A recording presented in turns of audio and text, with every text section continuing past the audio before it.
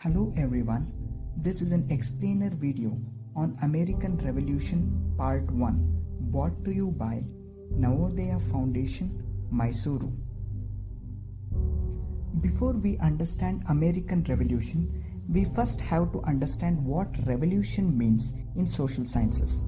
In social sciences, revolution signifies sudden change in structure.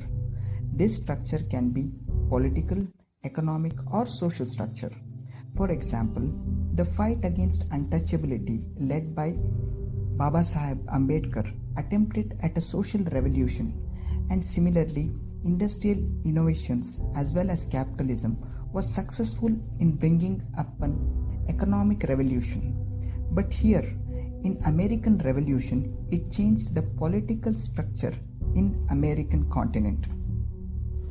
Now, we will understand what was the social background and political background within which American Revolution happened.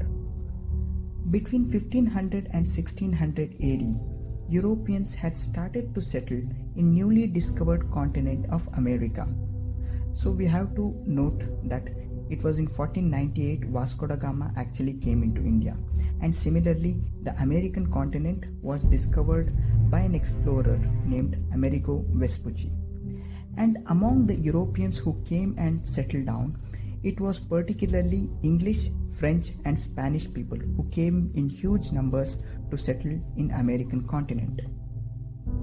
But as population in Europe increased and American settlers increased, wars began happening between the colonial powers themselves. That is, wars began happening between English and French.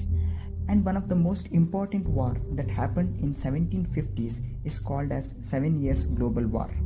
It had political consequences in Spanish Empire, territorial possessions of British and French in the Caribbean islands and India too.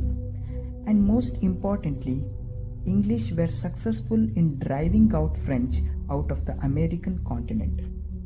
This resulted in English enjoying a monopoly over power in American continent and established 13 colonies along the Atlantic coast. We will now see what was the political structure in the 13 colonies of American continent before American Revolution happened. So among the 13 colonies, most important were Massachusetts and Pennsylvania, where the American Revolution started. In these 13 colonies, there were local assemblies in each of these 13 colonies, and they were elected by qualified voters, and there were local assemblies who were coming under English government, which was based in Britain. The two important functions of the local assemblies in the colonies were to enact law and levy taxes. But unfortunately for Americans, the power to enact laws and levy taxes by local assemblies were used to help the Britishers than the Americans. Now, as we have understood the background of political setup, we will see what were the causes of American Revolution. But before we go into detail, it is important to highlight that it was economic policies of the Britishers which actually created conditions for American Revolution to happen. Furthermore, the type of capitalism that was practiced at that point of time was termed as mercantile capitalism. And the mercantile capitalism, the trade happens like goods are procured from a region where it is very cheap and sold where it is costly, thus making profits. For example, procuring spices and muslin from India for cheap and selling it in Europe for a higher price. So in this particular system, there is no change in mode of production or improvement or in productivity or improvement in the product. And in this system, to survive and strong political support was necessary. And in the case of America, British government favored trade, which created wealth for British Empire and British islands, and controlled trade and economic activity in the colonies of America by numerous economic restrictions which kept America in a subservient position economically.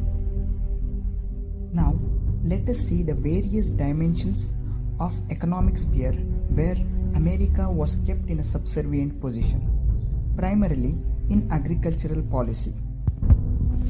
Here, agricultural land was owned by the aristocrats of British origin, and those who cultivated land did not actually own them, and they had to pay very high rents to the British aristocrats, and this resulted in very less profits to the actual cultivators.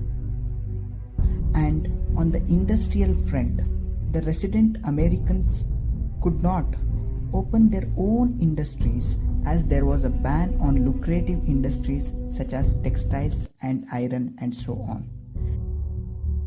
And due to this, they were forced to import such goods from Britain, and moreover, Britain imposed very high import duty to the goods imported too, which resulted in those goods becoming very costly in American colonies.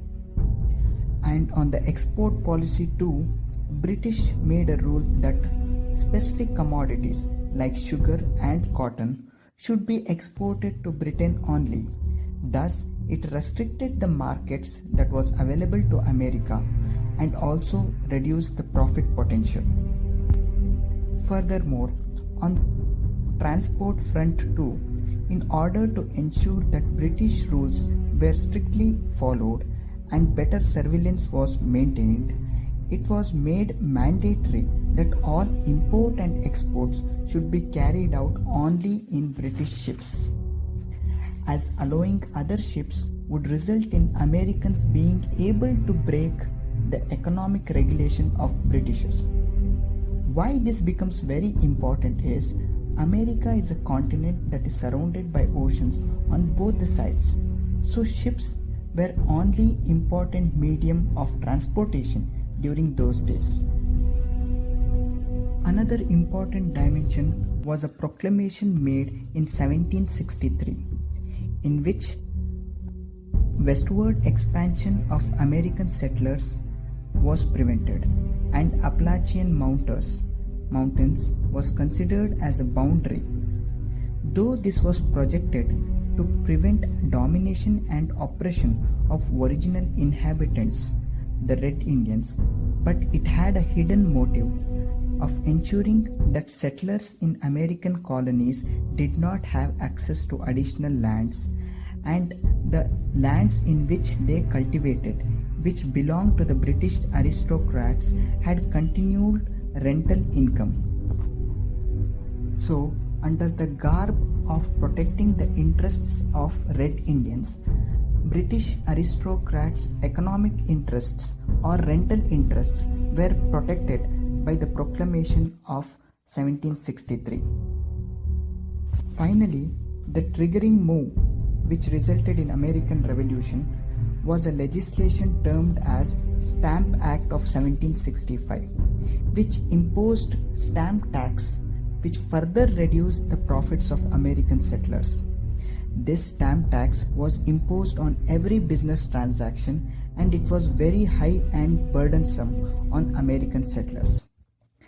This particularly led to a dramatized event which is famously known as Boston Tea Party. We will be studying about the Boston Tea Party and the course of American Revolution in the subsequent videos. Thank you, and hope you have understood the first part of American Revolution. We will be shortly coming out with the second part. If you like the video, please like, share and subscribe to our channel. Thank you.